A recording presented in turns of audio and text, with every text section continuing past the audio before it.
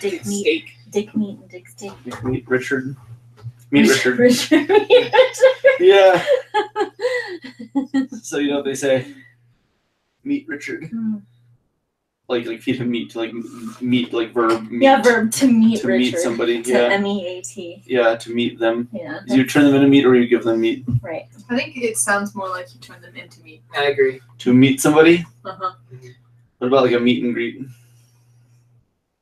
No, that's where you bring meat. And then Yeah. Would you mean people that have been meated? No. Maybe. People burgers. I mean, I guess it's not. They're not against the rules. That's true. I think that is against the rules. It's against the law. To kill people and turn them into meat? It's a meat burger. It's a people burger. Yeah, you're not allowed to do that, I think. Remember that study in Philly when Dee and Charlie think that they're addicted to eating people? Oh, Oh, yeah, because yeah. Frank's a D. Oh, it's great. Is it more illegal It's a to great show. make meat? To make people, meat, make meat out of people, or is it eat meat? Well, technically, I suppose. you can eat it once it's made. Yeah, get somebody who's going to be your fall guy. Yeah. I bet you cannibalism's illegal. I don't honestly know. That's a good question. That's a good question. How much do you think the internet is going to flag my phone if I Google this cannibalism? So, this is a fun episode of The Blue Lady because we actually have We have no plan. not just one guest, but two guests. Ariel, you're a standard member now. Yeah. You were basically Ariel's no longer a guest. On the Ariel is now podcast, a off the staple screen. and a mainstay. That's true. But she doesn't want anyone to see her. That's true. Even though I've seen her plenty of times. Yeah, well, I can see her right now. I can't. And it's live. Yeah, live. And my good friend Ramses, who you can actually see in the mirror. Yeah. Yeah. So that works out. See him. Me, I don't have a reflection. Yeah, that's your vampire. Yeah. So, Oh but yes. my God. So on top of that's really funny that all my stuff is I on like Ariel. that every single week Ariel sits there and goes, "Oh God." Just my stuff pours on her. Because my couch is just basically all I shoved everything in there. It's great. Let's see. My adopted parents are on before everyone else. That's true. That's true. Rick and Emily are on here Yeah. right off the bat. Mom and Dad, That's right. I need some money For milk. for milk. Yeah. Yeah. To go watch the movie Milk. Yeah. That was the one with the Sean guy that shot, right? Sean Penn. Yeah. Mhm. Can I have milk money? That's a fair question. Yeah. It's warm in here tonight. Yeah, you know what they say. Can you hit the fan? You hit the fan? Yeah, Is the that bell what they switches. say? Yeah. Is that what they say? Yeah. Okay. So, but yeah, Blue Lady Podcast. We don't really have a topic. It's sort of impromptu. We sort of figure things out. A discussion actually. Ariel and I were having. I even threw this up on my Facebook wall the other day. Stems. You threw up on I Facebook. threw up on my That's Facebook wall. I disgusting. uploaded the video. You barfed on your wall? Correct. That's Yeah, and a bunch of nasty. people commented on it. It's Weird how it works out. Okay. Did you invite them in to look at the vomit? To look at it? Yeah. No, they just, it's like people passing by and then leaving like post-it notes on the ground. That's cool. Yeah. I like that. I like it too. But it was it actually kind of stems into last week about the reasons people do things and the reasons we choose to do things. Mhm. And a mantra that we came up with, we went to church with my dad last Sunday.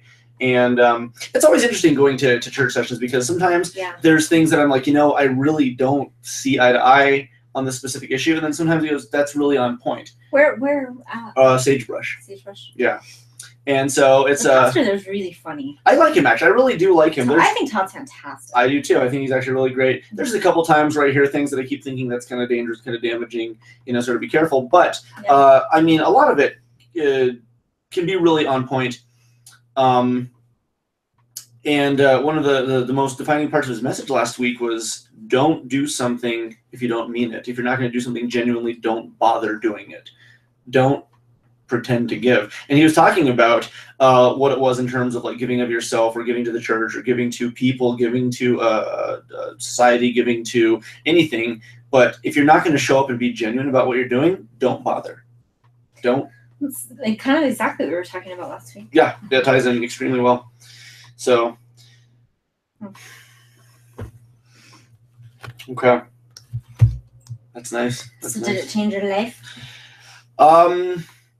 Just it made me think about the reasons we do things, and I like to think generally that I try to adhere to that, but I'm sure there's times where it's been done for the sake of being done. And we had actually discussed in the podcast who knows when. I mean, at some point during this, the idea of if you're doing something that you don't want to do, it will exhaust you. Oh yeah. But when you genuinely do it, you don't get tired. Yeah, we were talking about it being like an unlimited energy tap. Yeah. When it's a genuine, when the ignition is actually genuine, then it's that's it will not drain you. True. Yeah, it actually is energizing to give and give and give and give and give when it's coming from an actual giving place. When you're giving from a taking place, then it's a drain. It is. Yeah. It's an awful feeling. I remember talking about that. Yeah. Hi. Hello. Hello. So what's fun about this is that we constantly go back and refer to this, and now it's sort of like over the course of the podcast, we've just thrown out all these ideas, and every now and then one of them sort of just resurfaces, and we discuss it, and then it goes back into the mix stronger, and then something else comes up. But like at this point, we can keep saying, "Oh, remember last time we talked about this," and now it's just like this big inclusive ball of conversation that keeps coming over and over and over. It keeps recirculating. Yeah, good people in here tonight. Good people. Got Rick and Emily. Got Kevin. Got Marty. Told you about him. He was here during Goonies night. He was the dude who started up his website about the gamer's life. Yes. Great man. Hi, Marty. Yeah, good fellow. Kevin. Yep. Kevin is the lead singer Chris is here. Kevin's the lead singer of what? Candlebox? This Kevin? Kevin Martin, lead singer of Candlebox. That's the lead singer of Candlebox. We hang out, talk about Metal Gear, play Splatoon occasionally. Yeah, it's great. Cool. Yes, we might have some anonymous input tonight. I'm sort of checking into that. So,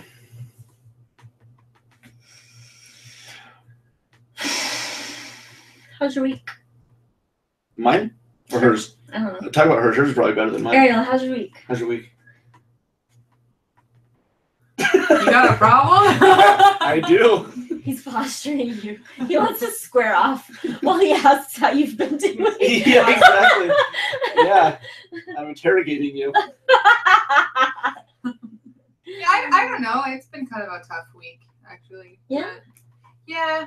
I'm trying to figure out, my feelings. My grandma's dying, and so I'm not coping with that very well. Very hard place to be. Yeah. Sorry. I mean, when it comes down to that, we talked about with Nick Weinman. I think he said to talk to you at some point. What a good guy. And his mom passed away a year ago, approximately. And I know he was having a lot of struggles and having a very hard time. And one of the biggest things was that he wanted advice and consolation and solace. But really what it came down to is whatever you're feeling in that moment, during those moments, through the entirety of it is just... I remember that one, too. It's where you need to be. And I guess the best hope is to surround yourself with people who love you. Yeah. How's your family doing? And that's what's tricky, I think, is that it's hard on everyone in different ways. And so we're not, maybe seeing eye to eye all the time on, the best way to be there for each other. Yeah. So it's a thing. I think that's one of the things that we don't necessarily anticipate happening when somebody in our family is deteriorating or when somebody dies is how much we all have such a different experience of that person and such a different experience of loss and a different experience of whatever is going on, that it almost is actually kind of it can be really isolating to go through an experience like that, no matter how much you're surrounded by everybody that does love that same person. That the way that we will feel so differently from one another about something, it can make it feel kind of more alone, which is interesting. Yeah. And it's tough because it's sometimes people, I'm seeing this happen, will try and reach out, but I don't want to say do it the wrong way, but in a way that's not what I need. And maybe they're trying to, I know it's coming from a good place, it's coming from a place of love. So I feel like I can't be mad at them, but then I get frustrated with myself. And I think because my emotions are so all over the place right now, that when that happens, my initial response is to almost be upset with them, as opposed to realizing that they're doing all they can, even if it's not what I need. They're communicating in their way. It's just not the way you're looking for. Yeah. So that's been a troubling thing. Because then it's also trying to express that to people, this is what I'm thinking, this is what's going on in my head, this is what I feel like I need. And then also just having to sort of resolve that they may or may not listen. And I can relate to that really well. I can relate to that. And I remember talking about that when his mom passed, Mm-hmm. and talking about that very same thing, that whatever is coming up for you is what's coming up for you, and it's not like there's a right or wrong grief pattern or right or wrong expression of grief or something like that. It's such a personally, it's such a personal experience. Yeah. Mm-hmm. Yeah. A lot of people are talking. Yeah, and Kevin relates because his grandma passed away in July. And that was the feeling. And even Chris Arrow, I'm always here if it's ever needed for anyone. Emily is also having a hard time. Emily and Rick, there seems like there's a situation that they're going through with Rick's surgery. It's frustrating. She also pops in and says, "Feel your Arrow, my grandmother who raised me died of Alzheimer's. She died 4 days after my birthday." That is essentially exactly what's happening. Oh, really? To me. Yeah. And it's not fun. Is it your mom's or dad's side? My dad's. Yeah. So, God.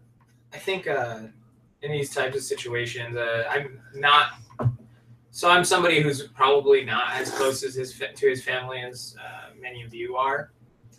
So I can kind of look at this from a different perspective, I guess. Just approaching people that are kind of going through things like this is something I kind of have to do a lot. That's true. You're a doctor. Yeah, strangely enough. But I think, I guess just a word of the wise to people who are out there trying to, I guess, find a way to help people that are going through this is it's not always about what you can give. And in fact, it's very much not about that, I think. I think it's about what you can take from that person's experience in those moments. And the more you can listen, like being curious. Yeah, the more you can listen and not probe, but just hear what they want to give you and reflect that back. That's the most helpful things. And sometimes that's just sitting there silently. I agree with that. And I think that's something that's extremely hard, is just being okay with sitting there for 5 minutes without saying anything. Like that's. Well, the other day when I Skyped with Alicia, it was a weirdly silent Skype session with my older sister, where like I told her kind of at the beginning like what was going on, and there was just I noticed so many moments where neither of us would talk, and I was just like crying a little bit, and she was just there, and for Skype it was a little maybe strange because you typically expect to just be speaking with that person the whole time, but there was a lot of like maybe she'd make some faces, I might make them back, but it was a very quiet Skype session. She was just there to listen and to be there and to, even if nothing else, just watch me cry, which was exactly what I needed at that point in time. It was exactly what I needed. And that's interesting because we've even discussed this many times, the nature of our podcast. Yeah. When your mom passed away, my instinct was to try to come to envelop, hug me, and console, and yeah, because my reaction to somebody being sad is to comfort.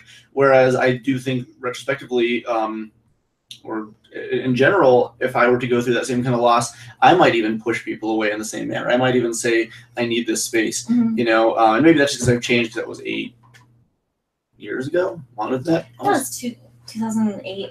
9 years ago.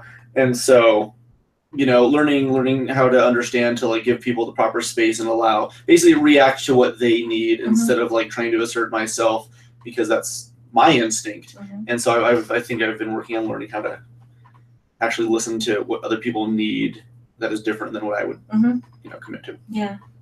I mean, I think we have a desire to make people feel better. Right. Make it feel better when somebody's in some kind of pain, and that's not necessarily welcome. Like, no, it's such a please honor whatever it is I'm dealing with, and if it's really painful and that's what I want to be dealing with, then I don't want that intercepted. And the way that I look at grief, and this is, so kind of going back to what you were saying about just being there and listening for what is being brought to you, the way I kind of look at grief is whether I'm experiencing a joy that I have somebody or a sorrow that I've lost somebody, either way, I'm feeling the worth of that person. I'm feeling the worth of that relationship. Either way, it's a measurement of that worth, and it deserves its space, whatever that is. So that's kind of how I look at that. Is you show me how in what way that person or experience is worth what it is to you. Like you teach me about that, the value of this experience for you.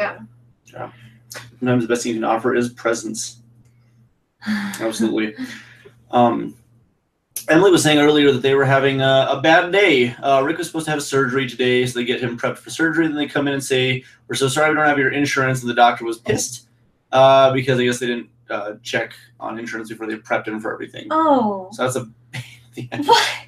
yeah. That seems like a bad order of operations on their part. Oh. By the way, I know we briefly introduced you in the mirror over here. Oh, yeah. That's sort of, there we go. I guess I can hop into the actual camera. If you don't mind, you can that's say hi real quick. Yeah, it's my buddy Ramses. And he is a surgeon. I am. Yeah, and so we discuss all the top secret surgeries that are going on in the underground. Canals of Albuquerque. It's really cool. Yeah. He's a back alley surgeon. Yeah, there's some really cool secret ones coming up. Can't wait to tell you guys all about them.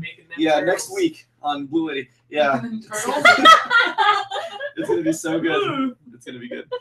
But it's fun. We have a very interesting, fun variety of people in this room, from psychotherapist to surgeon to music teacher and electronic specialist for musical audio engineer. Audio engineer. Yeah, is that what they're calling it these days? Yeah, exactly. Yeah, we'll use the euphemism. All right. Okay. And what are you? Yeah, I don't want to embarrass you. What do you call yourself? I appreciate it. What do you call yourself? What do I call myself? No, I want you to know. He's talking to you. What do I call myself? Yeah. You named all of our professions. What do you call me? A game sheriff. Game sheriff? Yeah. Yeah. And my employees are game wranglers. I like that. Yeah. They have to do this all the time. Unless they're using the lasso. Or whatever. Yeah. Howdy be. Welcome. Yeah. I wonder if it would give us more panache if we were themed like a Western, like a deep Western video game store. Yeah. You would just that have would to be so fun. Replace all the carpet with sand. That would be so That'd be Yeah. so You messy. just exclusively sell copies of Wild Arms and Wet, and that's it. Those are the Just only not two. even Red Dead Redemption. No, not even Just Red Dead Wet. Redemption. Because people want water. Yeah. We're the desert oasis. Exactly. Desert Oasis. That's our new game store name. Yeah. We're rebranding. We're changing a lot of things about Gamers Anonymous starting tomorrow morning. Yeah. Our employees getting in for a surprise. Yeah. Good luck with that. Blue market surgery. So the buyers of game pilferers. Are they Yeah. pilfering? We've Are they pilfering or are they just bargaining? we've had or- pilferers. Yeah. That's true. Do you think they'd be more scared if you guys are all Western themed? Like we dressed up as cowboys. Yeah. Just have fake guns all over the place. And lassos all over, just lying on the Lassos. ground. Yeah. Pick up a gun, find it, and you shoot it like a deal comes out of the barrel, and you get the 15% off. Like those little flags. 2% off. Also, you should put your Alf costume on, like right now, or not as the game sheriff. Alf is the game sheriff. Alf is the game sheriff. That makes sense. I'm gonna call Paul Fusco and see if he can do 10,000 pre-recorded lines of dialogue that we can string together. Yeah, that makes sense. Yeah, yeah. I got $20, man. Just have him record 10,000 pre-recorded words and make whatever dialogue you want. I'm sure you can customize any Like sentence. Siri, but Alf. Yeah. That is my dream. Oh, Do you realize this? gee, that would be so fantastic. Yeah. Well, Ideas. I know. I'm excited. This is gonna be really, really good. I'm inspired right now. I am too. Actually, I feel as if big things are gonna change tonight at the store. Yeah, it's gonna be good. How have you been? Excellent. Excellent at something, or excellent health-wise? No, I'm not good at anything. That's true. I've been, That's true. Yeah. I've seen you play horseshoes. yeah. It's And let me tell you, Ultimate gauge of all yeah, skill. you ain't no contender. You ain't no contender. I've been doing really Yeah, well. that's true. And excellent. What's been new? Just that now I'm officially at the other job full time, and so I'm at one place only, which One place only. I'm liking a lot. That's about it. That's new. Okay. So that's pretty excellent. Yeah, I mean it's kind of like a typical adult week. Well, my job. Yeah, adulting. Yeah. Adulting. See I'm that? adulting. Always okay. Yeah. It's always a fun phrase to talk about. I don't know if we've ever talked about adulting on the show. Did we? When you were here? Yeah. I mean, you and I've talked about it, but I don't Not know. like here, because Michelle and I talk about it occasionally. We've talked about it. Yeah. Yeah, We've talked So is this just like a concept of doing adulty things? Or? Kind of, yeah. Like it's something I see on Facebook pop up all the time. I You feel know, like people it's saying, unwanted responsibility. "I adulted today." Yeah, I feel like I deserve personal praise for doing something standard. Something that and it's interesting that we sort of look to that, or we feel like that when we do something we're standardly responsible for, we feel like the need to praise ourselves, which I don't have necessarily a problem with. I feel like I see it more often when people have had really bad days, like a bunch of sort of Murphy's Law sort of thing. Yeah. Like a bunch of Interesting. things Yeah, I going on. usually don't see That's that context. normally when I see my friends talking about adulting today, like, oh, I had to adult today, my car broke down, I got lost. Yeah, the connotation blah, blah, is blah. kind of a It's sort of That's it's more interesting. like when a lot of really troubling things happen to you and you have to get through it. I never see it like that. With a sense of sort of like No. decorum and maturity. That's typically what people will say that they adulted. The That's way- what I've seen. The way I tend to see it is usually people go, "Oh, I had to go pay bills, or I had to go pay my car payment, or I had to go, to the doctors, or I had to go talk to insurance." And it feels like very activities that we're doing at this stage in our life. And by doing those, and usually not in a response to something crummy, but it's usually like not staying in bed. Going to work would be adulting. I guess I should adult today. And so I see that come up very frequently as simply like a daily task or responsibility. That's a lot more weird. Yeah. Yeah, kind of, right? I've used the term in the past, Mhm. but mostly I used it when it was like bigger things I was trying to tackle. Like at one point I was like trying to buy a home. Oh, And sure. Ultimately, I was like, "This is like I'm adulting really hard right now." That's super adulting, Ultimately, yeah. I just backed out and was like, "This is not worth it. That's a lot of money." So did any of you ever use the verb like child? I'm childing? Oh, I'm gonna child this instead. So I wonder if by default I'm childing I things, think and then when I actually do something big. I think that's the general idea is that for whatever reason, there's been a generation of people that have grown up that are not maybe treated as much as adults as they are adults. I know that's an issue that I sometimes will have, butting heads with my parents, where I'm not a child at all anymore, but sometimes they'll still be like, "Yeah, well, you're always going to be a kid to me." And there's like a mindset that can be really effective to people, that really is sort of problematically effective. So when you do something that's very much like not something a child would do, it's kind of like, "Hey, look at me." That's fair. I'm not a kid. That we're talking about childing, I do see people say, "I'm going to stay up till 2 eating ice cream and watching Netflix." #adult. I actually did that last night. Was it great? Yeah, it was You're an adult. awesome. I finished. But that's the Shameless. nice thing about being an adult. Like- You can make that choice. I left at like 2 a.m. to go get ice cream just because I damn well wanted to. Well, with the responsibility of doing all the things such as paying bills and being responsible for taxes and voting and buying your own gas and having your own job and waking yourself up on time, that responsibility comes with the freedom of being able to say, "Well, I'm going to stay up till 2 and watch Netflix and eat get an ice cream." entire cake by myself. Yeah, I'm gonna eat this cake. Yeah. Yeah. That's exciting. I like it. Yeah, we had that conversation once where I was like, being an adult is when you realize that you can buy a cake for no reason and eat the whole thing, but that you don't. shouldn't. Yeah. But you don't. Yep, but you can. You have the power of the freedom. Let's see. I'm staying up past 11 to listen to you all. 2-hour difference. So that's right, because he's up in Hey! Michigan, That's I crazy, believe. man. Yeah. You good. win. He does. He actually. That's super adulting. How's life for you and Ariel, John? Great. Sensual? Sensual? Yeah. Is that what you said? Sensual. I mean, I'm just throwing out like some other adjectives trying to help out. I touched a butt. It wasn't mine. It was random. I thought it was Ariel's, but you were just floating around the house, and I was like, it's probably her. It was dark. I wasn't really looking, It floated. I didn't say anything, so I can't verify that it was actually hers. But I'm under the assumption that it might have been. It wasn't. It was Larry. It was like, Just floating at yeah.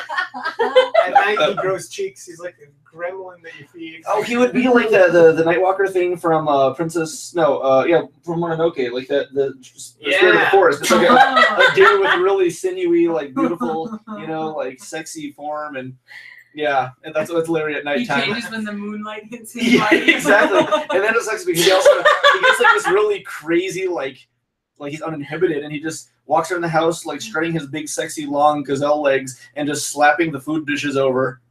This is While a you're trying to sleep. weird description of what actually happened. That's actually exactly what Larry does. Yeah, Larry last night was in rare form, and he was knocking over everything in the house to try to wake us up because he's a butt. Yeah, threw the food dishes down the stairs. He did. Started knocking like the box that the food is carried into the cabinet over and over and over. Yeah, again, jumping trying on to my desk and pull like. the shadow box off the wall. Yeah, he's a turd.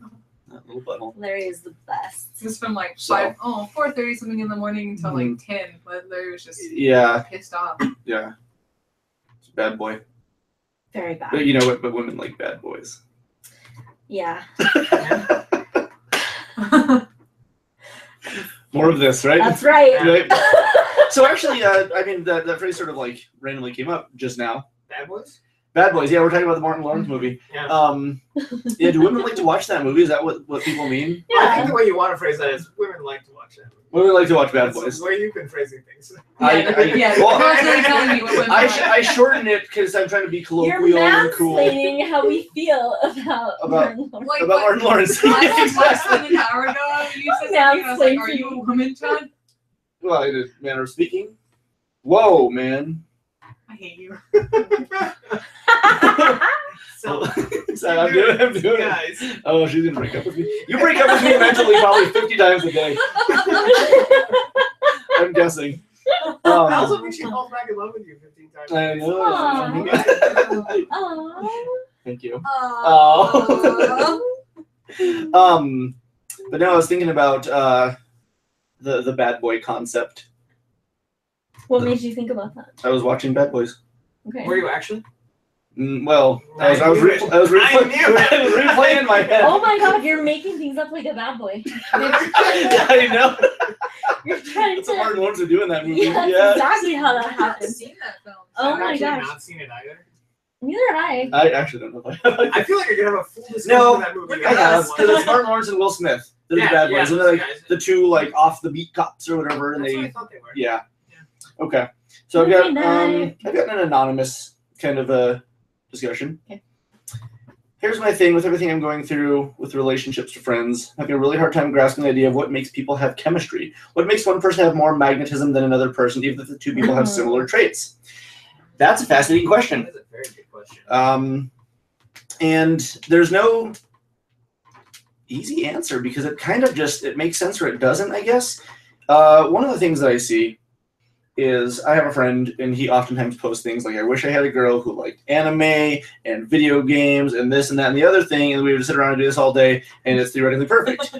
And that's an interesting theoretical because I've met tons of people who have literally the exact same interests of me that I do. No compatibility. And there's no compatibility. And it's not to say, oh, we were fine. That's just got fun. Photos are already good. falling I don't even worry about I'm that. trying to and be like Larry. there's no compatibility on a level other than acquaintance. You know, it might be from customers. It might be from interactions with people, friends of friends. And sometimes it simply doesn't click. Yeah. And it's not because our interests are the same. We might like the same musicians. We might like the same artists. We might have even similar styles. But none of those things will dictate whether or not a person is compatible with me. Sometimes a person just makes sense. They have an energy about them or a presence or just, you know, some sort of unexplained characteristic. Well, we've talked about times when you've encountered people that you had nothing in common with and it was just like a gravitational pull. Yeah. Or it just works. Yeah, sometimes it just makes sense. And it's very inexplicable. Sometimes you're just drawn to somebody and sometimes you're not. And it's not, I don't ever equate it to being a personal thing. You know, like I don't, you know, like maybe I've done something and somebody has chosen to dislike me for it. And okay, that's fine, whatever. It's also none of my business and I sort of sweep it away. But sometimes it just doesn't. So was the question about like a person's ability to attract? Like, what is it about, say, two people with similar characteristics where somebody might like one but not the other? So I think it's not to me. So actually, this is kind of strange. So my girlfriend and I, we get along super duper well, and we've definitely built something together in the time we've been dating. But when we first started dating, we had almost nothing in common whatsoever. Like she likes to hike, she likes to rock climb on a regular basis. She skis. She just like, I do like the opposite of that. I watch movies. I play video games. I watch anime. Eat curry. You fall down eat rocks. curry. Yeah. Fall down rocks. Fall Exactly. down rocks. Yeah. So, The opposite. so for me, Just tumble off the cliff mountains. jumping, Yeah, I exactly. fall off the cliff. Actually, I've taken a big fall rock climbing. It's quite scary, but Yeah. yeah. So I think this is a thing I had for a long time, where like hearing you talk about your friend, where it was like, you know, I'd love to date a girl that like watches anime, plays video games, and stuff like that. And I thought that's what I wanted. And then one day I realized that's not really what I wanted. Yeah, those aren't the characteristics you're looking for. No, and like it has to be, obviously it has to be somebody who's okay with those things, because that's what I'm gonna do, and it's like accepting of that. But I think it's about, for me, chemistry comes from your ability to bend to the interests and wants of the other person as well. So how well can that happen in both directions? Because it's not gonna help you grow if somebody just automatically loves everything you have and that's it, because at some point that's just going to stop. But the differences, I think, are actually how well you can adapt to that kind of. For me, anyways, this is like just me thinking kind of out loud about what I have experienced. And so we've talked about that in terms of what really will attract you to somebody isn't the semantic similarities or differences between you and a person, but their passion for it and how attracted they are to life. I mean, because that's really what does it for me. That's what makes somebody attractive to me, is how attracted they are to their own like aliveness. Yeah, kind of. Really People that are attracted to themselves, I generally tend to gravitate towards more sort of in general. People that are, if they're masturbating a lot. If they're heavy masturbators, yeah, look in the hardcore section of Craigslist. Then yeah, like we're gonna be best friends. Like, I will take you to my family's, reunion. Yeah. Thank you.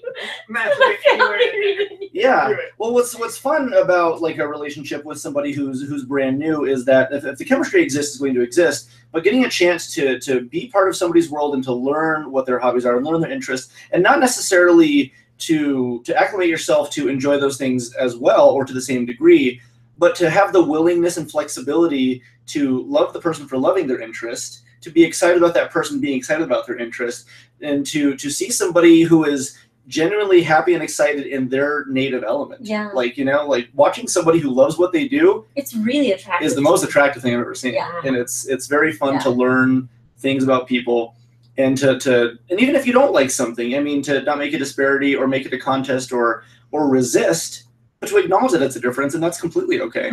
Ariel and I actually have a lot of interesting differences, and none of them have ever been intrusive, not a single one of them. And as far as common interests, we've got a handful of those. It's actually a very small part of the Venn diagram. It really is, yeah. But then there's a lot of things that we've shown each other that have been like, cool, like now I know more. Yeah. I saw something really interesting on Facebook, and I'm going to really badly explain this, so Okay. I apologize in advance. This was just a few days ago, actually. A friend of mine had posted the video of this like woman just talking, kind of like ranting out internet videos. But basically, the reason I decided to watch it is because like the headline was very, I don't want to say very clickbait. Maybe that's what I did though. I clicked it. Sure. So, but she was saying that the reason that you choose to spend your life with someone, or that you would marry someone, or like dedicate your time to someone, has nothing to do with love. And I was just kind of like, what the fuck? And so I clicked it because I wanted to hear what she had to say, and she was 100% right. Like every single thing that she said, it was just like, well, I hadn't thought about that. And basically, she details the fact that like the person that will work, the person you're going to spend the rest of your life with, or you make that kind of a commitment and decision towards, is someone you can build with, someone that you see future in, and if that's not present, if that element isn't present, you can love someone all you want, it will never There's work. a co-creativity that if you don't have it, your relationship is dead in the water. Yeah, because one of the things she said is, she's like, people that simply get in relationships based only on the idea of love, and not on the fact that that person can help you to grow and you can help them to grow, will be more willing to settle into divorces if that feeling goes away. Yeah. Or be willing to not let things work out in the long term, because when you're building a world with someone, when you see something in them that can allow you to grow and that you can allow them to grow, you're much more willing to work through the problems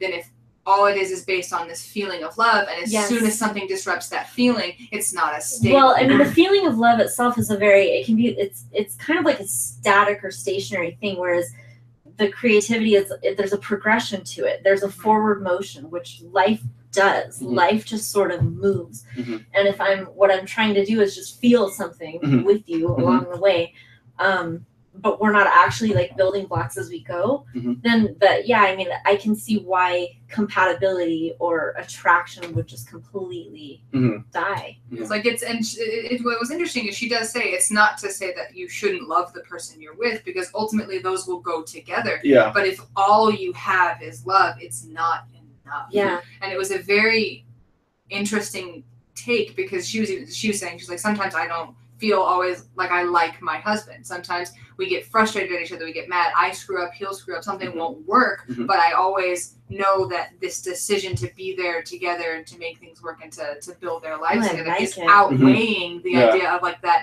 fleeting feeling that may come and go.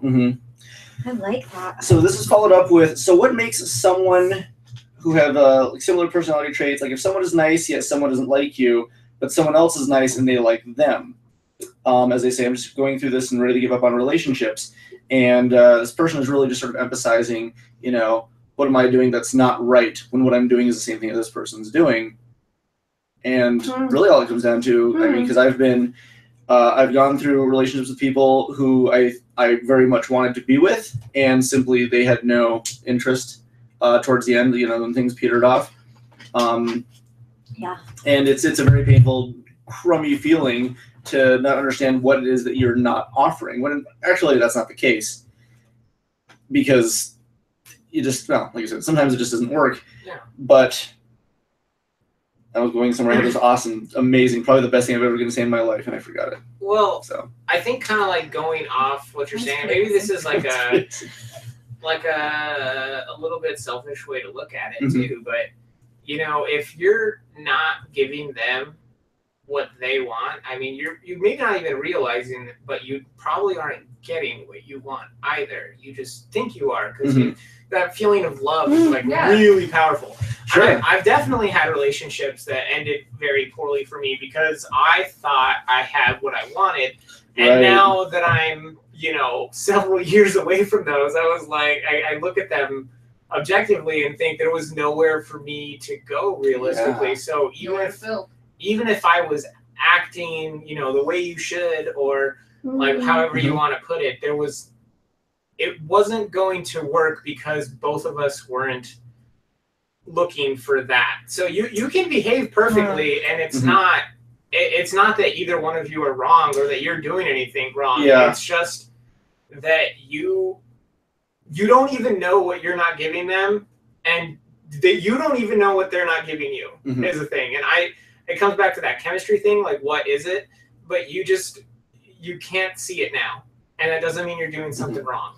I think it's also important to remember, if we compare ourselves to, if the idea like unrequited love, say you love someone for whatever reason doesn't love you and they love someone else, who you see as strikingly similar to you, chances are they're enough different in the way that is needed for that person. That other person. Yeah. And it's nothing that's wrong with you, not in the slightest. It's simply that, like, I know it's easy to hone in on how you're the same as that person because you think you want the situation. Well, and then to foster the unfair, this is unfair because look how similar. But the chances are the reason that chemistry exists is not how you're similar to that person, it's how you're different from that person. Sure. And the things that you are not the same, that person isn't the same as you, is for whatever reason what is clicking with this person. And very importantly too is, while you might look at yourself and say, what's wrong with me? Nothing is wrong with you. Also important to recognize that sometimes not anything wrong with the other person either, because they're doing what they're doing, they're finding what they need for themselves, and even if it doesn't mesh, it doesn't mean this other person is awful because they're not enjoying your presence. I've been on a one-way street plenty of times, and ultimately it's just because somebody wanted something differently, and I don't want to fault them for just me not being able to provide what they want. That's okay. Yeah. And I think it's because it's easy for us to say now, I think, especially looking back at our things, like when I was going through those types of feelings, like, oh, they suck. They suck. Yeah. They're awful. Oh yeah, it's the worst. Yeah. It's the worst. I can't convince you right now that there's nothing wrong with you, but if you think about it 2, 5, 10 years from now, you're going to realize that there really wasn't anything wrong with you. Or, the way you've changed and grown, you can see, like, this is what I wasn't providing. And it's not that it was a bad thing. It's just I didn't know how to provide that, and that's not a bad thing at that phase. Mhm. My best friend's dad, actually, when we were growing up, used to always ask anytime, because kids go through plenty of crises in their life. Sure. Things that are, the world is ending. Mhm. Frontal lobes, man. Yeah, Frontal but it's lobes. really not. Yeah. So he used to always say, would sit us down or something, have you like, is this going to matter in 5 years? Yeah. True. And when the answer is no, it's Mhm. not, Mhm. it's not important. And thinking that way was something that I'm really grateful I got that lesson very young, but it made it so much easier for me to let things go because they simply weren't going to be as important. They were going to be important in a month, much less in 5 years. It felt very important at that moment in time, but chances are, like, are you going to care about this 5 years from now? Is it going to change your life 5 years from now? The answer is no. Most of the time, it's no. So the person that you currently have feelings for that doesn't have feelings for you in 5 years, that you'll have forgotten. Yeah, that's guaranteed with everybody so far. Yeah. Yeah. You'll have forgotten. Yeah. So I know, and again, I'm not trying to diminish what anyone's What going it feels through like because in the moment. Yeah. it's very important hard. to feel those emotions and to feel them deeply and to learn what you can about yourself during that period of time, but to realize that ultimately it's not the end of things. We've talked in the past too, and I find this really helpful when I'm going through something that feels similar to this, or is this like a breakup of some kind or a rejection of some kind, is that just remembering that I do get to assign the meaning to what's going on. I get to pick. Yeah. I do get to pick the meaning of what's going on. What is the significance? What do I choose to focus on? Because, like, you're talking about, it's easy to hone in on the ways that we're the same, whereas I can choose also to hone in on something else completely. And when there is something going on that's painful, what are you laughing at? Kellen popped in and says, John's got guns. Like, these are fake. Yeah. So. When there's something going on that's painful, I think it helps to do the reframing thing. Like we reframing, very big. I think that's a really, really big help. Yeah, reconsider your perspective. Yeah, and I wish I could. Sometimes I think should probably know which ones we're referencing when we. Oh, the podcast? Yeah. That's really hard because we're down like a rabbit hole of referencing. That's true. Reference we talk episode about 18, which references a lot of the time too. 15, which represents like last year or whatever. Well, I remember having an entire podcast about reframing. If you could actually go back and watch these and maybe like label them with like certain hashtags or at least like tags of some sort to keep a reference on hand. Maybe someone out there who is not lazy like I am would like to go through and listen to all of these and throw a bunch of What's this tags in there. podcast stance on labeling things? Is that the labels are bad? No, I love them. I love them. Okay. Yeah, exactly. Yeah, we're trying to be as close-minded as we can. Correct. That's what we do. Yeah, if I can Good. fit you in a shoebox, then I understand you. It makes things more objective. But I think it's good to talk about reframing a situation and really putting something into perspective by saying 5 years from now will this matter, even a year from now will this matter. And you can start on a lot of different levels, and it's something that if you notice yourself getting upset at a non-immediate result, like if a movie gets delayed or a book or a video game or something gets delayed by a week or a month, think about the fact that once that date does hit, you're not going to be thinking about how mad you are at the delay. Yeah. You'll be at a point. Well, and she's talking about like a significant intimate relationship, right? No. Yes. No. One of my favorite reframes for we've talked about this before, that pressure to like, oh, I'm 30, whatever, I should have my person, I should be married now, I should whatever that case may be. Yeah. And something my favorite reframe about that is, okay, so if I'm 34 right now, which I am, and let's say that That's a pretty good if. It is. Yeah. It's nice when the if is actually the reality. Yeah. I'm getting better. It's a lot more personal. Yeah, now. it is. Okay, Yeah.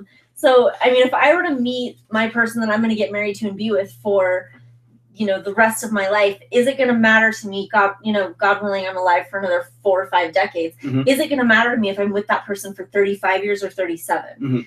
No, makes no difference. So the pressure that we put on ourselves for now right. is really constricting. And and if you were to actually pie chart out your life, then the amount of time that, if you're 30, 40, whatever, and you meet your person then, if the amount of time you spend with that person is from then on, that's a shit ton of time to spend with a person. Sure. And so the pressure that we put for the now is super unfair that we do to ourselves. So I guess I have a question. So Mm. I think in these moments where where you feel down, like maybe you're not acting the way you should, uh, how do you guys feel about pushing those other people away? Because I find that this is always like a hard topic for people. Like some people, when they go through breakups, are still like great friends with the people they break up with. It can happen. And that can happen. I am very much not in that boat. And now that I'm far forward, I realize that's perfectly okay too. Sure. But how do you guys feel about the concept of like maybe these people that are causing you this distress, or maybe not causing it to you, but you're associating this stress with just kind of getting them out of your life for at least a while? Whew. I think so. I have a really bad habit of being very walled off when I get stressed out about pretty much anything. Like my very first reaction is going to be to just start shutting people out, which is not a good thing, but it's who I am. I recognize that. And so in my case, personally, that's absolutely been how I've behaved in all of those situations. But what I also take from that is that it was what I needed to get past something, but it's not that some of those people aren't in my life now. It's just that they couldn't be until I could cope with whatever it was I needed to cope with. And I needed to just sort of wall off a lot of people because absolutely space is sometimes exactly what you need to give yourself the chance to heal. Yeah. Well, sometimes the relationship that we're walking away from, we do need to put that relationship in a coffin. It doesn't mean that we're not going to resurrect or rebirth something at some other point with that person. But I mean, you know, that when we broke up, like we had to, you know. Yeah, there was distance for a good amount of time. Yeah, isolation from each other entirely. Yeah, and we've done that repeatedly actually in our friendship over the years, and not necessarily for that reason, but come and go and distance and not even romantic. It was just it's been really interesting. Yeah.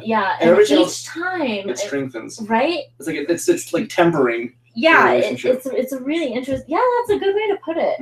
That's a really good way to put it. Very smart. I am really intelligent. Yeah, exactly. I am so good right now. Top 4 brains. Top 4. Exactly. In the top 25 percentile. Well, good. In the top 100 percentile. So yeah, I was just curious. I'm definitely in a similar boat to you, Ariel, where I just push people out hard, and I don't feel bad about it. Like sometimes I do. Because I also have a bad habit of doing it to my friends and to my family and people that are really close, and so I recognize that that's not the best way for me to deal with the situation, but I have not come to a point in my life where that's going to change. How do you determine that though? Because I do believe that what's a lot more significant about what we do is not what we do, but why we do what we do. Like what's the motivation for why I would push somebody away right now, or what's the motivation for why I would, attach even more right now, or something like that. That's sort of how I measure things a lot more than what are the situational choices that are going on, but like from what part of me are they coming? Like, is it an on the give? Is it an on the take? It for what reason am I doing these things? That's a good thing to sort of look into and try to examine when that comes up. I know that I had this talk about the other day. Is whenever I'm having a hard time in life, whether it's the Christina thing, or whether it's with a relationship with a friend or a family member, or if I am in a place where I'm outside myself. Well, number one, I told you I did my Stupid Day videos, because what that was to me, it was refocusing on myself, refocusing on my element, and the moment that something outside of me is trying to dictate my value, if I recognize that I'm letting it try to dictate my value, that's when I have to refocus and reframe to dictate my own, because I know that like whatever it's doing outside is irrelevant ultimately, and I have to be the one to say that's not an actuality, but this right here is. Yes. This is simply perception. Yes. This is actuality. Yes. And that needs to be basically at the forefront of everything. And if a person doesn't make me feel like I want them to, put that person off. Refocus on here and say, well, my value is this. I am worth this, and I can do this, and this is my element, and I like video games, and I like Stupid Day videos, and I like my cats, and I do draw stupid pictures, and to remember and refocus on right here, because every single time, no matter what happens outside of this, heaven forbid anything else, which inevitably it will in life, I will need to learn to refocus again. It's not something you do once and you're like, I'm good to go. You keep honing that skill and keep getting better, and every single time keep remembering how to focus on yourself. Yeah. I think it's very important that in situations like this, what we don't allow to happen is someone's lack of the affection we think we need, or someone's opinion of anything, to let that affect our sense of self-worth. Yeah. Mm-hmm. Because that's where things get really hairy really quickly. Is if you start letting what you mean or how you're worthy be dictated by the actions of someone other than yourself. Yeah, you're toast. I mean, you're at the mercy of whatever their movement is. Yeah, it's literally you're no longer in control. You're in the waters, and the waters dictate your flow, and that's so. I think for me, like that thought, and so I feel kind of strange here, because I feel a lot of what I'm saying is very selfish today. Like all of it is about like how these things and these people make me feel. It's what RuPaul says. If you can't love yourself, how in the hell are you gonna love somebody else? No, exactly. And so, I guess for me, that space, a lot of I have like one ex-girlfriend who like I'm still on good terms with, out of several. Like the rest of them I literally won't talk to. Like I won't look at them, and it's because for me, those people put me in a place that I did not like at the end of the day. And while I thought that was something I wanted, I realized it's not. And it took away a lot of my value of myself. And it's not that I feel that way when I get around those people anymore. Like I could certainly be in a room with them, but if they were trying to rekindle a friendship with me or something, I know at this point, there's literally nothing there for me with them. Like as a person, as like, and that's, I guess the thing is like I had to realize like that's okay too. Like you can drop people. People are not good for you.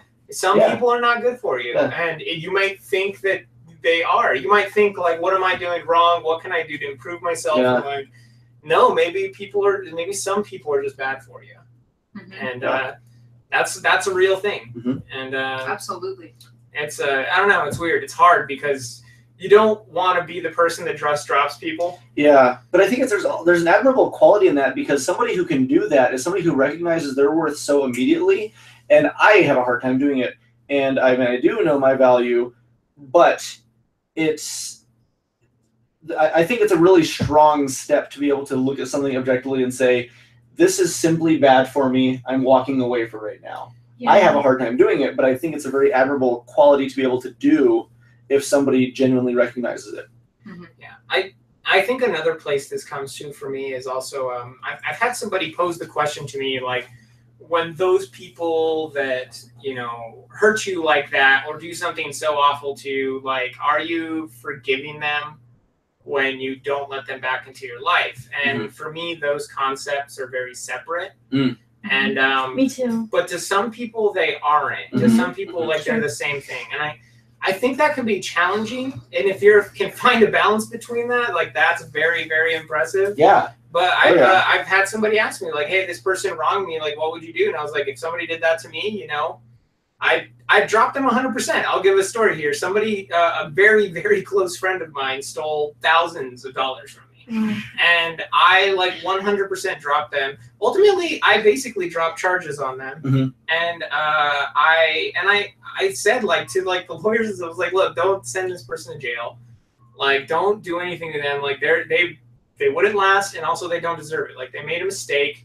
I'm sure they'll learn from it, and I think they really did. I've heard a little bit about them, and, like, it sounds like they've really changed their life, and I'm happy for them.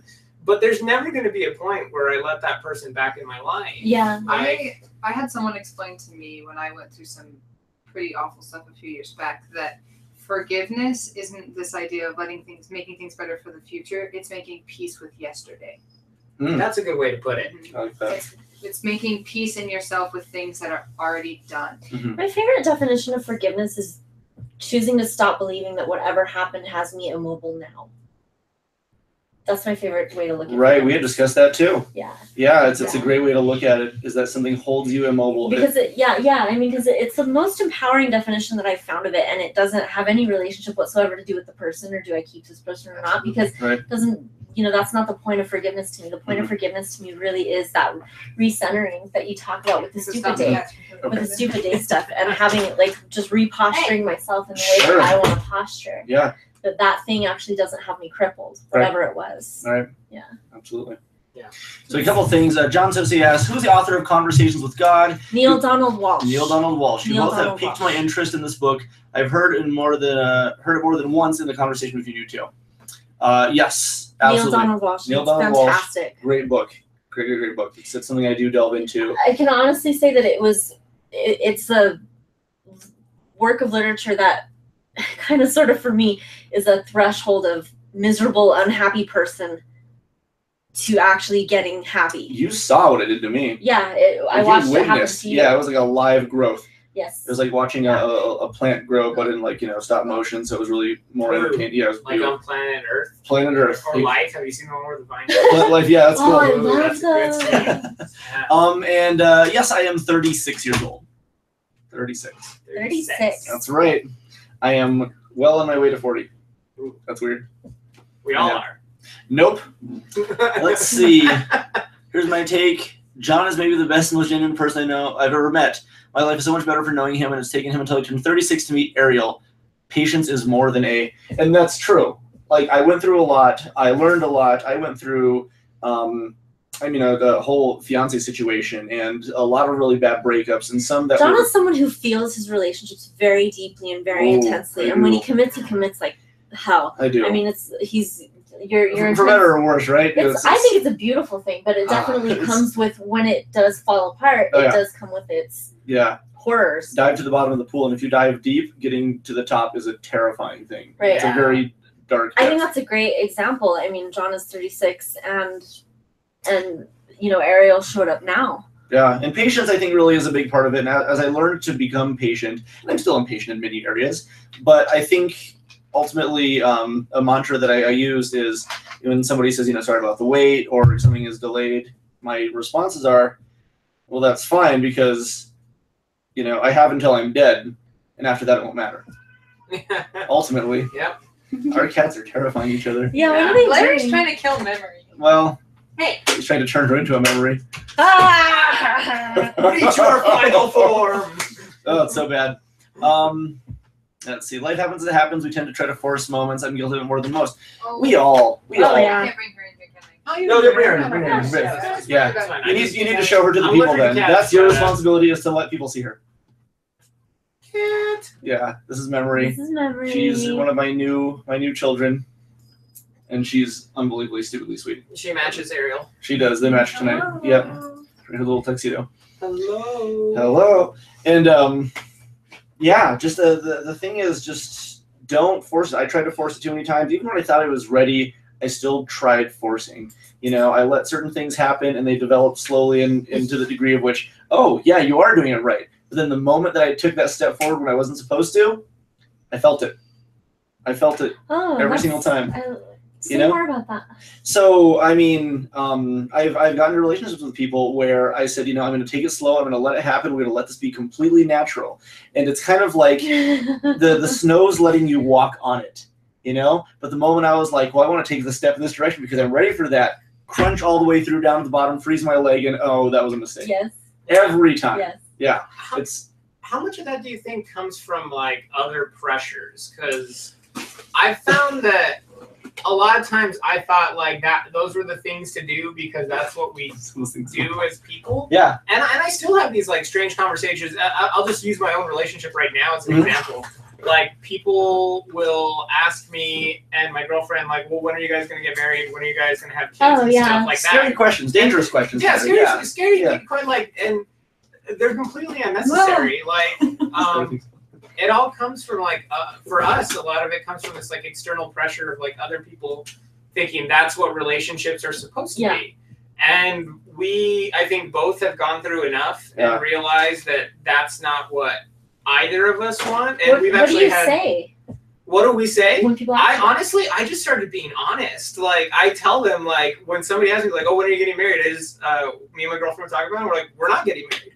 And they're like, well, what do you mean you're not getting married? It's like, we're not going to get married. Like, we're not interested in that aspect of it. Like, if at some point we decide to do that, that's great. It's like, but that's not the goal of what we have together. It's not to get married, not to have kids. Like, we enjoy each other. If it happens. If it does happen, that's great. Like, but well, our response is we're not going to get married, and it blows people's minds. I would imagine time. it does, yeah. Like it's like it hurts them. Like, why? And then I asked them, like, what's the benefit of me getting married to her? Like, I love her the way she is right now. Like, what's it going to add to our relationship other than with our current incomes? It's like financial stuff. It's really the biggest benefit. Well, no, for us, it's actually a harm. Well, there you go. Yeah, married, that's true. With our incomes in the next couple of years, like, we actually pay more taxes. So it's like, so what is really the benefit of these? Yeah. So I think, like, the idea of, like, taking those steps forward is, you know, and that idea of patience, it's not, when you tell somebody to be patient, it has to be from a definition of, like, I guess kind of like redefine, you have to find that person. If you find them, you have to define your relationship together. Yeah. And it can be completely outside of what everybody else wants a relation expects. And you have to, when those people confront you, just be very blunt. Yeah. And just to their face tell them. And some people it'll break them, and other people will be like, okay. And it's totally fine. Like, it's made us both happier, and I think honestly it's made our relationship stronger because we're willing to say things like, we're not going to do that. There's a tribe in Papua New Guinea that the way that linguistically their language is set up is they don't have like a possession sort of term. They don't say my wife or my husband. It's the husband that I am now with. So it has to do with like that proximity. It's very like free flowing kind of. It's very free flowing. Oh, that's interesting. So, and when I think about, you know, my relationship history, I think everybody I've ever been involved with has been the right person for me. Sure. And each one of them is not my person now, every single one of them, but that doesn't mean that they weren't precisely my person, because they were, and each one of them felt like that until they didn't anymore. That's right. And that has to be something that's okay. That's right. We actually had a comment from a little bit earlier that I saw. I didn't read it out loud, but Jonathan would like us to read this because he's a really great dude. He comes to our game nights all the time. Very straightforward, very blunt, as he actually mentions right here. I ain't the most popular tool, but he says regarding earlier's conversation, a lot of times it has to do with people and their own thoughts and emotions. They may think that they are ready, but many times that is not the case. But in order for them to grow and mature, they're going to have to go through that rejection within their lives to make a critical decision in what exactly they want from said partner. Also, a lot of the problem, again, lies in the fact that this generation is more inclined to instantaneous self-gratification and have no real concept of what a relationship is, just my take. And I think he touches up on the era that we are in very much does thrive on I want it now.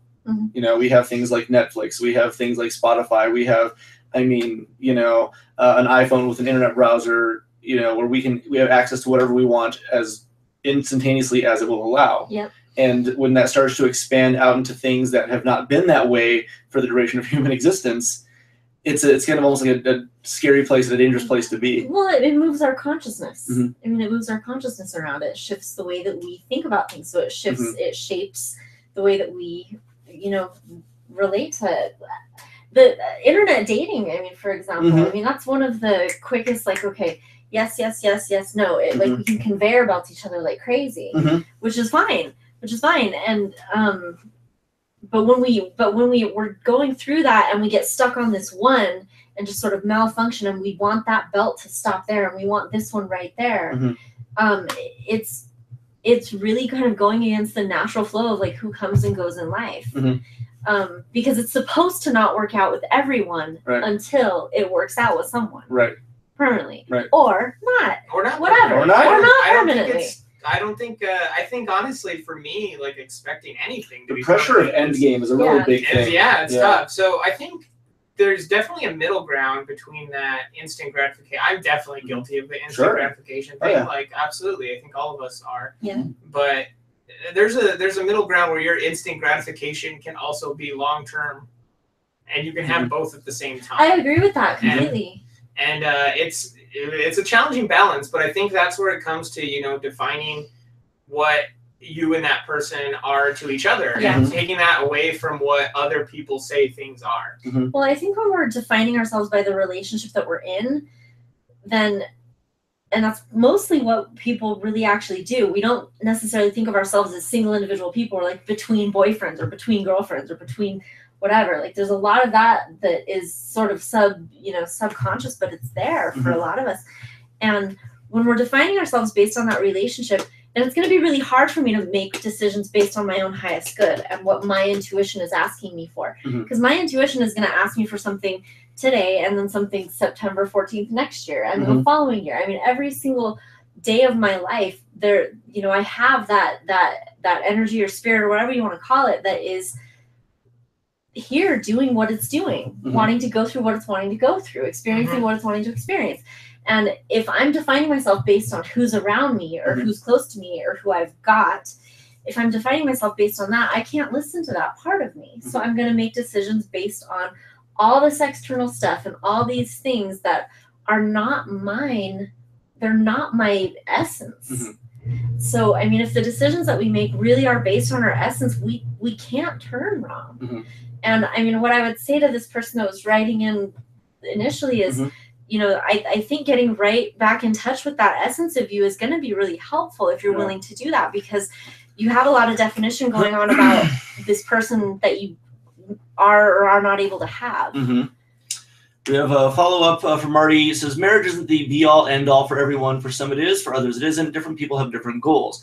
I think that a lot of it is ingrained into our culture, so people expect that regardless of individual goals. Yeah, absolutely. And I guess my point earlier was, depending on who you are, like, and I would say for most people, if you can get away from that, you can be happy in your relationship. If you're both, ultimately the relationship defined for both of you is, this is where marriage is what we really, really want. The logical next step. Yeah, it's a meaningful thing to us. Like it will add to our relationship, then absolutely go for it. Sure. Like that's something that's important to you. Dissuade it, but yeah. I think, I'm gonna be honest, I think a lot of people I see get married, like that's not really what they did. Like they're still in a happy relationship. Like, great for them. Like ultimately it did forge them and make them stronger. I think because they found that was something that forced them to be together. But in my opinion, like a more powerful relationship is going to be one where that's not something that defines you guys. That's something that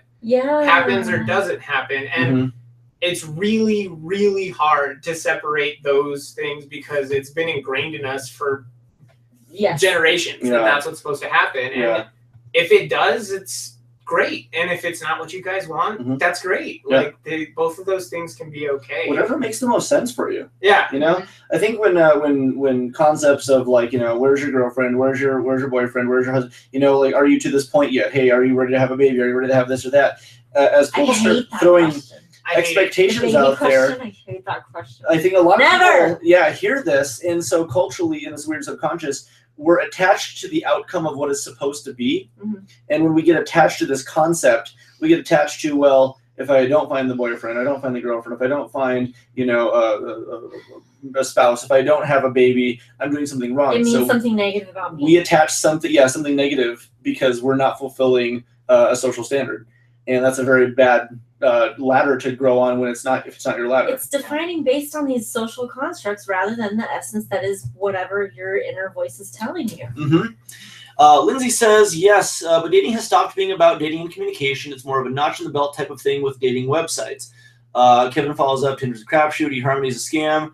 Farmers Only is the only dating site that matters. He's correct. And it's interesting, though, because I was thinking about this, and we had a brief discussion about online dating and like what, you know, is it successful, is it not?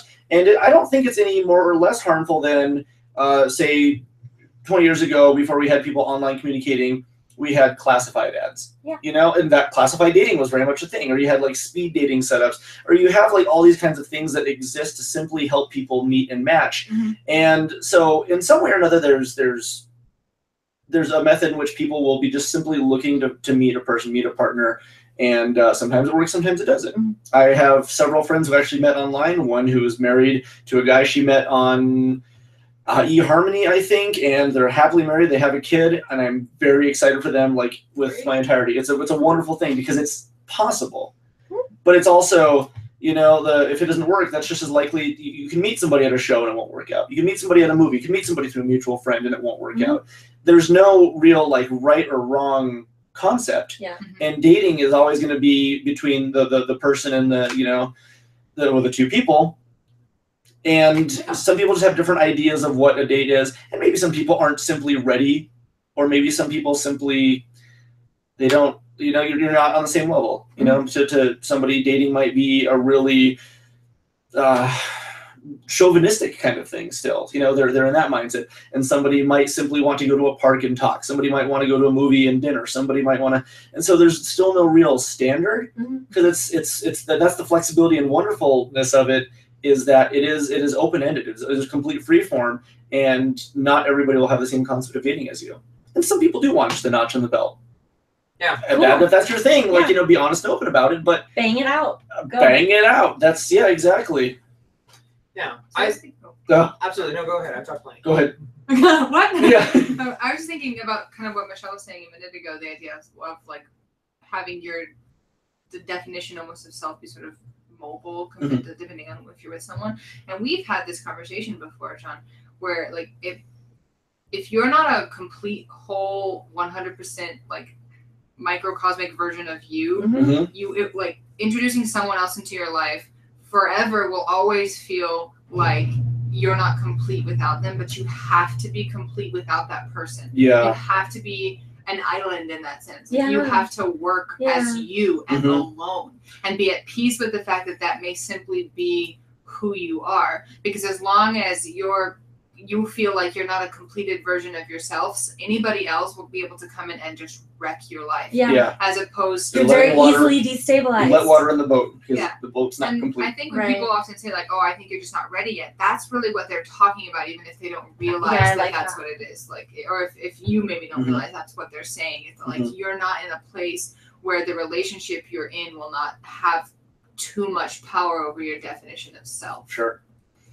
Yeah. Being complete is, and when you find like I think when you are and you do understand who you are and you're a completed version of you, when you meet someone during that period of time, maybe they complement who you are. Well, they should, I would hope. They complement the version of you and you complement, you know, their version of themselves, but you don't define each other. Under no circumstances do you complete. I hate that phrase. Like, well, you complete me. I'm not incomplete. I love John so much, but I'm not incomplete without him. Correct. Yeah. Like, you are fully. I'm still a fully realized individual. Your Venn diagram should be this is 100%, this is 100%. They meet at 100%. Yeah. And they get overlapped to make 110, 120, 150. But it's two 100% that come together. Absolutely. It can't be like a piece and you're missing some little weird jigsaw thing you're expecting to fit. That goes perfection. Is a bizarre analogy that people use to talk about relationships and love, but it simply doesn't work like that. If you're not okay with never finding someone because you love yourself and you're comfortable with yourself and you understand who you are, then you'll never be properly okay when you do find someone. Right. Because at the end of the day, you need to have you.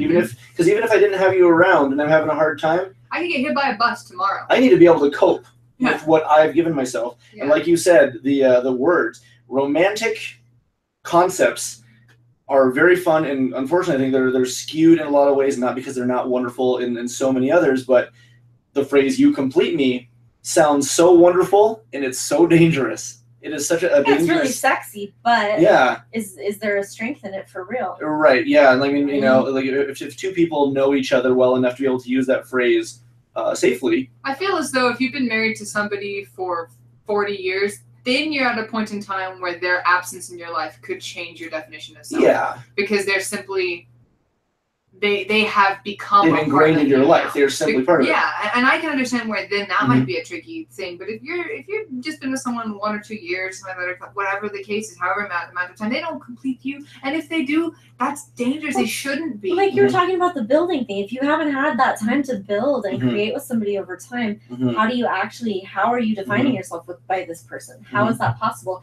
if you weren't like hand in hand building as you went? Like that woman was talking about in the clip. Absolutely. And even more so, it's so unfair to give somebody an incomplete version of yourself. it is not fair to the person you are claiming to love Yeah. to say, here's me, fix the rest, without in so many words. Right. That Basically. sounds disgusting, Yeah. but that's definitely That's- a statement that we make in a lot of our We related. do. Yeah, I can't wait for you to make me feel less bad about myself. We talk about this pretty frequently with some stuff that's happened with, my sister and her struggles, whatever, any number of things. The idea that, like, if I'm going through something, it's not John's job to fix it. Mhm. We had this exact conversation the other night. Yeah. Like, if I struggle and I recognize that I'm dealing with something that's really difficult, it's in no way your job to fix it. It's my job to fix it, and your job as my partner to simply be there. To be there, maybe in Witness silence. it. Yeah, Witness to it, watch, to be But silent. to take responsibility for your own issues, You're your right. own problems, and your own like need to change and grow or to Mhm. get past things or whatever. Yeah. It's not your partner's job to fix that. It's simply their job to be there with you while you fix it. Right.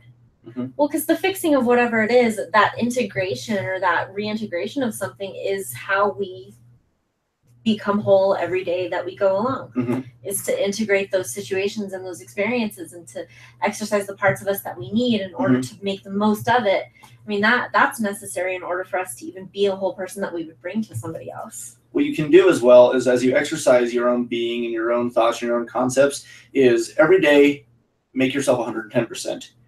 And then the following day, that 110% gets concentrated down into an even thicker 100%. And then the next day, push yourself to 110 again. Keep growing. That way, every time you go back to 100%, it's bigger and better and stronger. Yeah. Keep making it.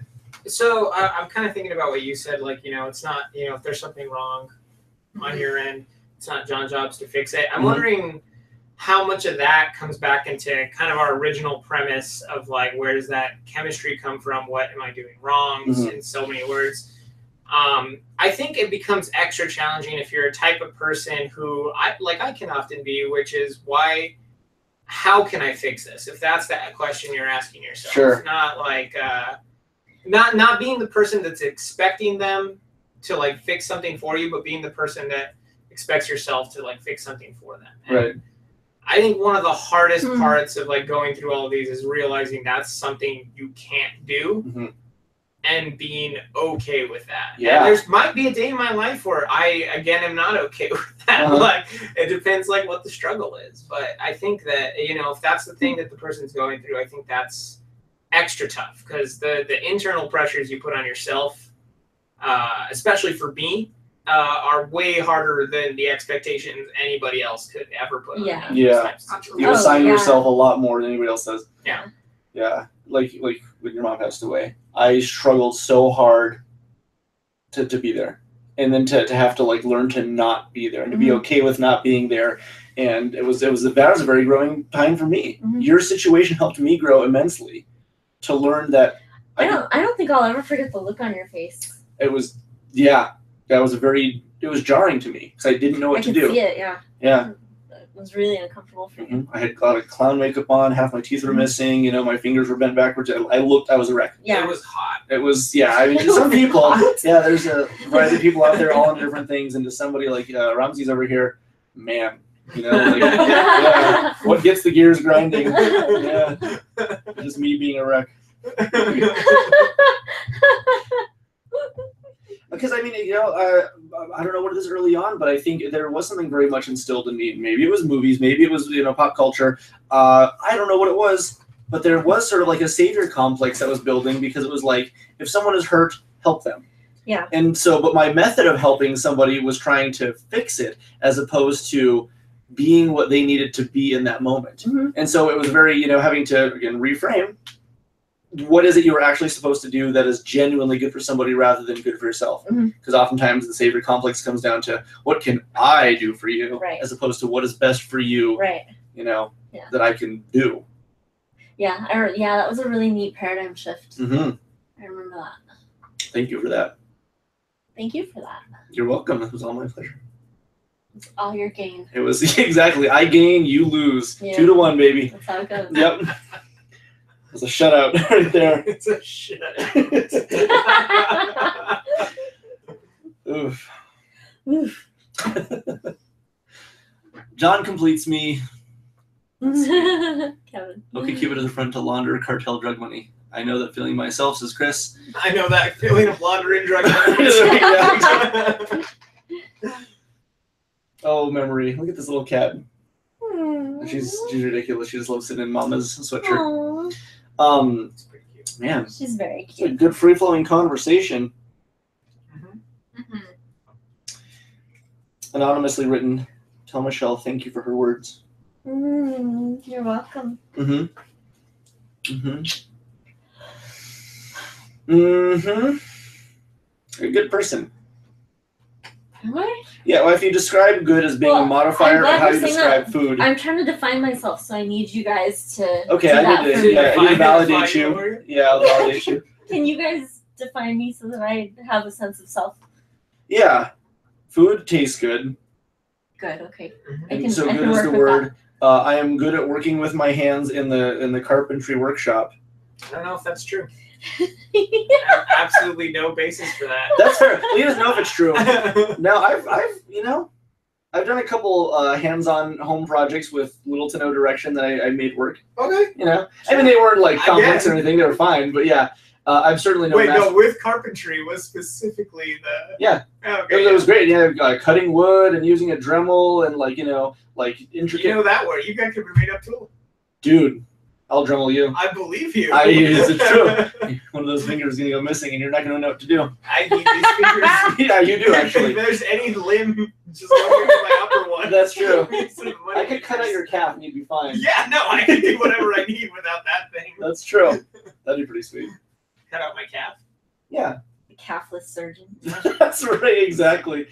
Yeah, he wears a cowl. This whole floppy muscle back here. Yeah, oh, I love that We one. call it the gastrocnemius. Take it out. Gastrocnemius. Yeah, you wouldn't be able to jump or sprint, but you'd be fine. I can do one-legged Ooh. sprints. Maybe. What's it Okay. called? Gastrocnemius. Gastrocnemius? Gastrocnemius. Look at that right there. See that guy? It's basically Hey. a sweet garbage. Hey, Hey. garbage muscle, like an appendix. Yeah, it's like an appendix. Yeah. Yeah, just the What's trash. the appendix for? Allegedly, it's a reservoir for good bacteria to replenish your gut if you get really sick.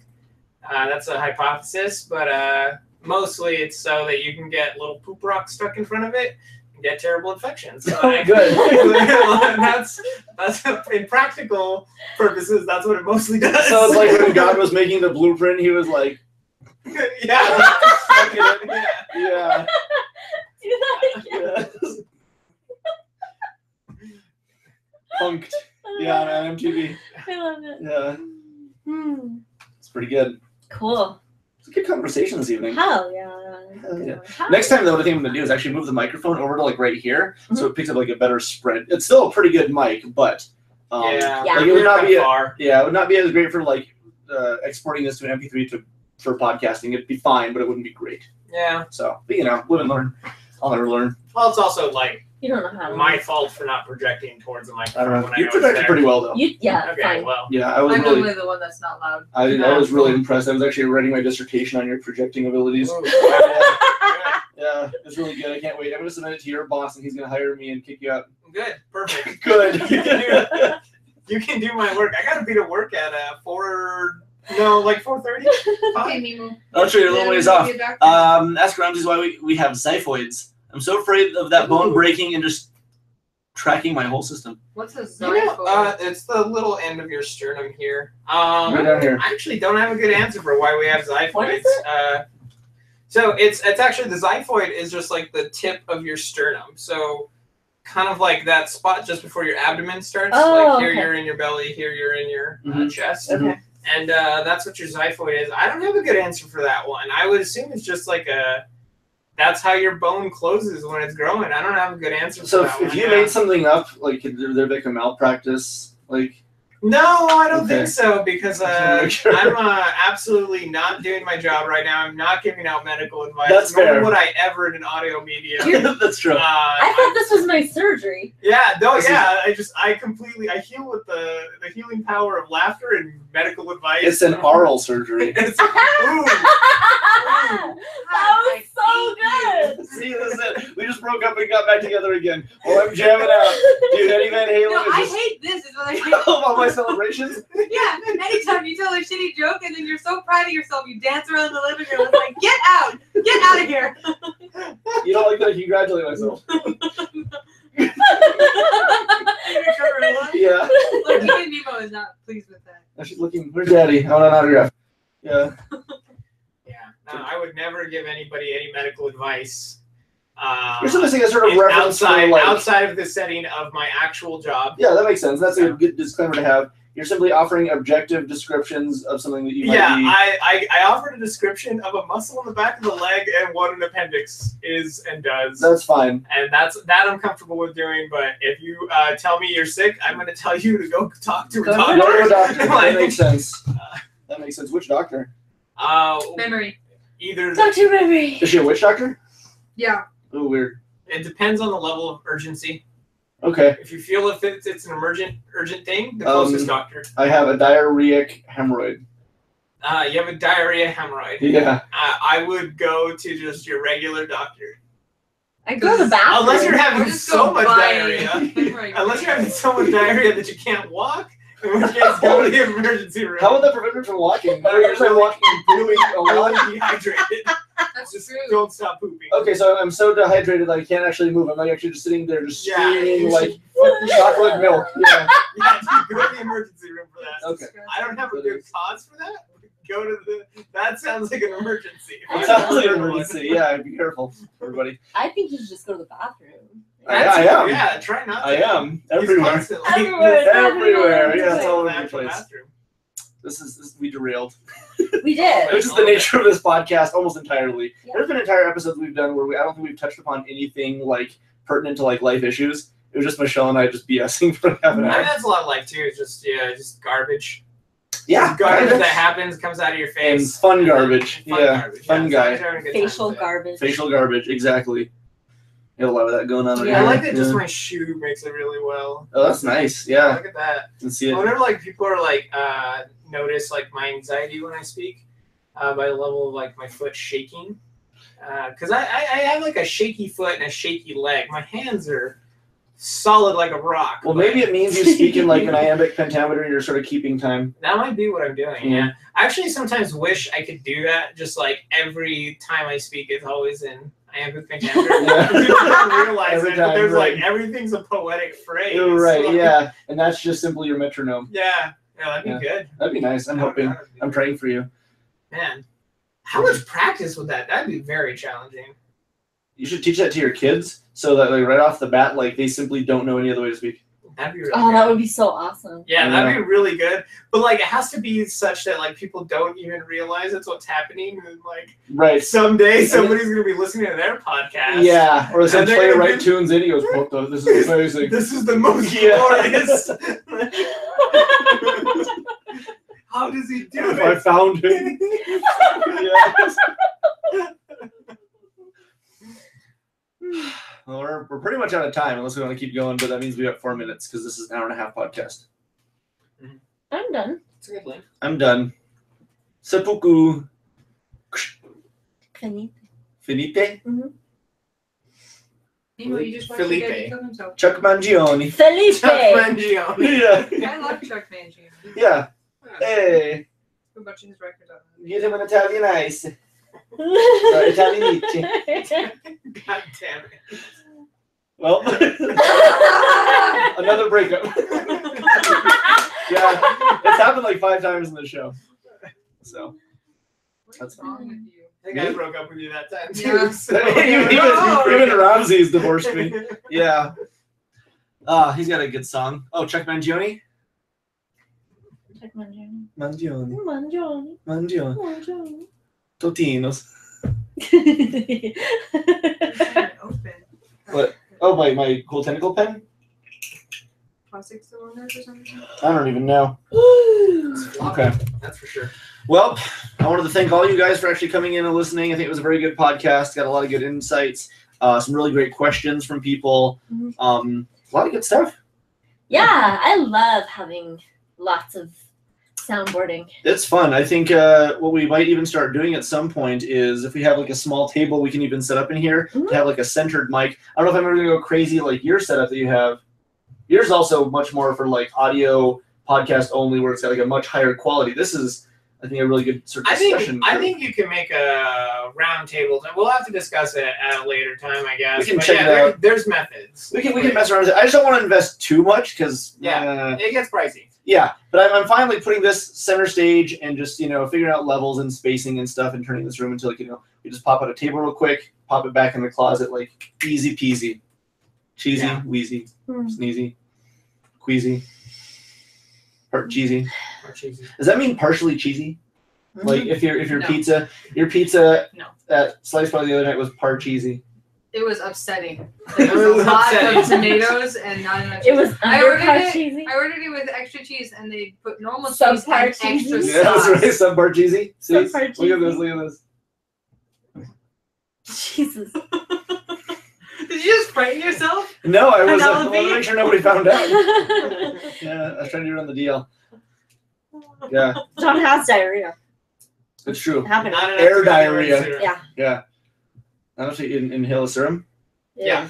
Not enough to inhale a serum of Okay. diarrhea. That's a diarrhea serum. Yeah. Is that what cures you? Of that what? Nothing. It cures you nothing. Don't drink diarrhea. Venom, This is anti-venom. very serious advice right now. So if you have The diarrhea, surgeon came here to you tell consume us anti-diarrhea. not to drink Is it just diarrhea. antimatter diarrhea? Is there antimatter diarrhea? Yeah, you chug it, and once it hits regular diarrhea, does it burst into a new dimension? I don't know. I'm pretty sure that's how it works. I don't know. I'm a type of doctor. I'm not a physicist. Oh, that's true. Yeah, you're just a surgeon. I'm basically a plumber, dude. Okay, like there's some tubes in A there. body plumber. I just put them back together, Well, pop them off when they're like not hooked up the right way. that's pretty exciting. That's my job. That's pretty exciting. All right, I want to thank you guys for watching. If you tuned in halfway or towards the end, please actually check out the whole episode. There's some really good stuff in here. And anytime you guys want to join in and chat with us, either anonymously on Facebook, through Messenger, or if you want to pop in this chat room and just shoot the breeze with us at any point during the podcast, feel free. We will talk about literally anything and everything. And we just want to make sure you guys have a good, fun place to vent or discuss or ask questions about literally whatever you want. Even if it's not on topic. Like, I mean, I derail this thing 90% of the time. If you want to talk about anything. And John is the problem. That's right. Yeah. So, and you're all the the solution. That's solution. right. Ta-da! But I just gave you. You did it. Out of the Been kindness of quiet, my heart. but love you guys. That was like the kindness of Yeah, our that was so nice of me. That Kellen, thank you. was Thank you so for joining. Even if you are quiet, like it's really nice just to have you around. It's really nice to know that people are in here just enjoying. Hopefully, I can't Yeah. speak for that, but What if they all watching. are hating Oh, it? I like the idea of people What? coming in and just loathing what's happening. I love that Oh, too. yeah, Yeah. exactly. Oh, you yes. can't loathe in this room. This is little Yeah, cat. yeah, this little Yeah. cat is very cute. Really I'm cute. very allergic to cats. This cat is a Yeah, Over. let's see. You can see this. Yep. This is memory. Nemo, look at the camera. Yeah, look. Yeah. Ah! Yeah, she's got the cutest little face. I died. Yeah. Yeah. All dead. Yeah, thank you for watching live. This is actually a really big honor to have you here on the show watching live and contributing. It's very gracious of you to stay up so late to Yes, join us. thank you. But yeah, man, absolutely. And hopefully you come back to Albuquerque again sometime. We chat, we watch movies, we play games, whatever it is. I'm like the anti-Kellen. I can't shut up. I reached out to you last week, John. Don't know if you got it. I will double check. I have a hard time keeping up with a lot of the messages, but I will absolutely take a look and see. Thank you for letting me know. We'll look into that. Okay. We love you guys. All right. Thank you guys so much. Until next time, we will talk to you next week. Wait. Yeah, I'll be here. Since I might not be here the week after that, the 28th. Okay. But we'll see. Okay. All right. Love you guys. Good night.